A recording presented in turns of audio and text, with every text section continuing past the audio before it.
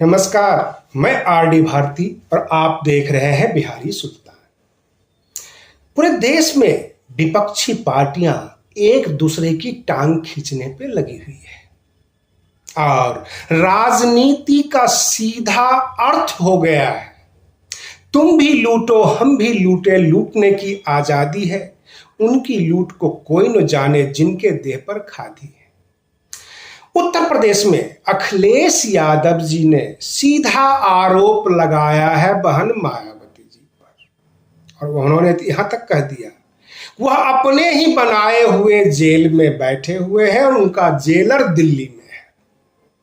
बहन मायावती जी यानी बहुजन समाज पार्टी का जो भी कार्यक्रम होता है, जो कैंडिडेट तय होता है, वह कैंडिडेट केवल इस उद्देश्य से खड़ा किया जाता है ताकि सपा हार जाए और भाजपा जीत जाए।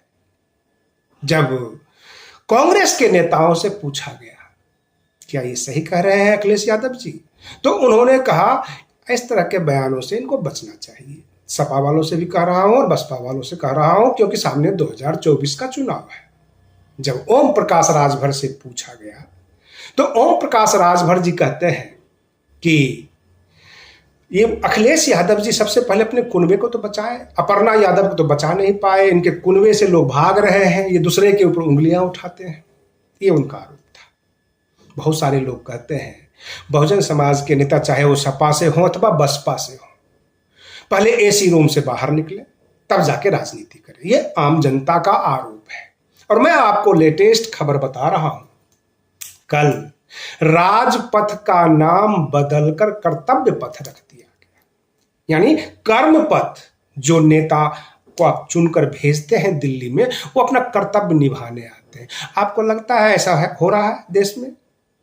क्योंकि 5-6 साल पहले एक और नाम बदला गया था, 7 RCR का नाम बदला गया था, लोक कल्याण मार्ग। और मुझे जहां तक उम्मीद है आप अपना कमेंट्स, अपनी प्रतिक्रिया जरूर देंगे कि आपके कल्याण के लिए वर्तमान में भाजपा सरकार ने कितने काम किए, क्योंकि 6 साल हो गए लोक कल्याण मार्ग का। कभी भी आप जो है नेहरू स्मारक पर जाएंगे, जो वहां संग्रहालय है, तो वहां लिखा हुआ है, जो जवाहरलाल नेहरू जी प्रथम प्रधानमंत्री इस देश के थे, उन्होंने लिखा था कि मैं इस देश का प्रथम सेवक हूं।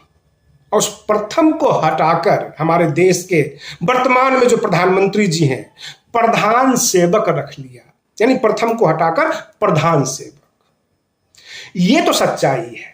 अब कर्तव्य पथ बनाया गया है, सामने सेंट्रल विस्टा है, जो राजपथ है, इंडिया गेट आप देख रहे हैं। हो सकता है कुछ दिनों के बाद आपको यह भी सुनने को खबर आ जाए कि इंडिया गेट का मतलब नाम बदलकर भारत दरवाजा कर दिया गया है। ऐसा हो सकता है, ये उम्मीद है। लेकिन आज का मूल प्रश्न यह है, कोरोना काल के बाद करीब देश का जो गरीबी का स्तर है, उस गरीबों में 23 करोड़ और गरीब ज्यादा जुड़ गए। और सेंट्रल विस्टा का निर्माण जो हुआ है, उसके ऊपर जो लागत आई है 13,000 करोड़। कहने का मतलब यह है कि पैसा तो ऐसे खर्च कर रहे हैं लग्जरियस आइटम पर, पार्लियामेंट पर, जैसे अभी अभी बाप मरा हो, सबको अपना अपना हिस्सा मिला हो, जितना मर्जी उतना उड़ा लो, फिर शायद मौका मिले या ना मिले। ऐसा ही कर रही है वर्तमान की भाजपा सरकार। पार्लियामेंट में किसी खर्चे पर कोई कटौती नहीं, सेंट्रल विस्टा भी बनाया गया, आम जनता के सुख सुविधा के ऊपर कटौती की गई, महंगाई बढ़ाई गई। ये हालात रहे हैं। उधर आपको क्या लगता है कि 2024 में विपक्ष एकजुट होकर चुनाव लड़ लेगी और भाजपा सरकार को उखाड़ देगी? भाई हमें तो नहीं दिख रहा है, क्योंकि सपा और बसपा जब एक दूसरे के ऊपर हमले करेंगे तो भाजपा बाजी मारेगी। ये सच्चाई है। और रही बात ये 2014 से पहले का क्या वादा था, अच्छे दिन आएंगे, तो कितना अच्छा दिन आपके पास आया है, इसका आप जरूर हमें कमेंट्स करें।